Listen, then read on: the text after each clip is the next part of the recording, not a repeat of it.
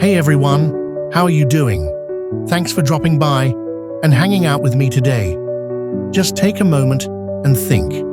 When was the last time you sacrificed your peace, or maybe even a relationship, just to be right in an argument? Seriously, be honest. We've all had those moments, haven't we? Refusing to turn back even though we know we gave the car directions wrong, or sticking to our idea even when we know a colleague's suggestion is actually better. But why? Why does the urge to be right outweigh the truth of being correct? Today, we're diving into that insidious, omnipresent force, the psychology of ego. This isn't just about people being conceited. This is a conversation about that deep, fundamental drive that keeps us all trapped and prevents our personal growth. Are you ready? Because your ego might be trying to convince you not to listen right now. Let's get into it. Let's start with a question. What exactly is the ego? In popular culture, when we say someone has a big ego, we usually mean they're conceited or narcissistic. But in psychology, especially the Freudian sense, the ego is much more complex. It's the part of our sense of self that deals with the world and manages reality. Now, this is where it gets critical. The need to succeed, to be noticed, to be appreciated. That is the biggest fuel feeding the ego, especially in cultures like ours where individualism and rags to riches stories are so highly valued. This becomes even sharper in competitive societies like the US, Canada, and the UK. Let's imagine a scenario. Say you have a report that you prepared for a work project. A colleague points out an error. What does your inner voice say?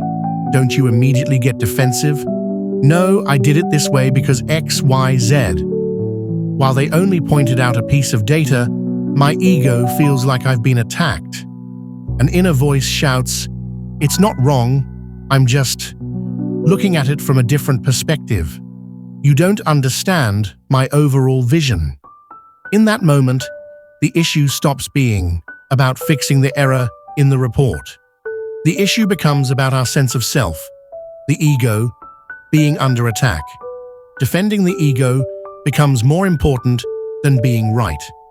But where does this lead us? To grow, we have to admit when we are wrong. So why does the ego refuse this? Because the ego is like a security guard protecting our self-image. Admitting you're wrong feels like weakness to the ego. And that brings us to the next big point. The ego is a defense mechanism. It builds thick walls to protect us from feelings like shame, inadequacy, or failure. Suppose a friend gets a big promotion.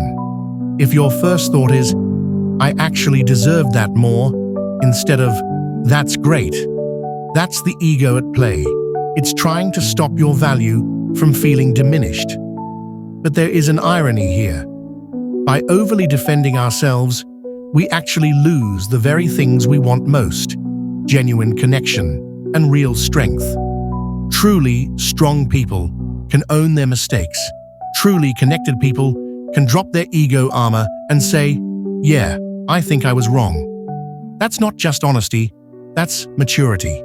So, what do we take away from this chat? The ego is not an enemy.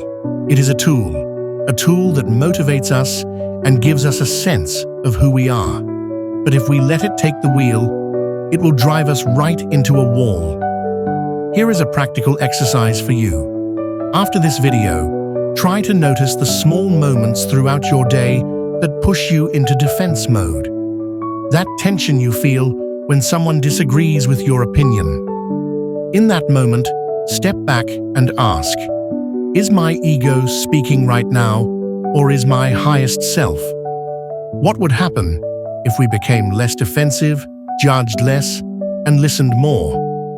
I'll tell you, our relationships would deepen, our learning curve would accelerate, and most importantly, we would start living a freer life, which is far more satisfying than being right. Now for the real question. In which area of your life are you letting your ego take control? I'd love to hear your little game, my ego played on me recently stories in the comments below.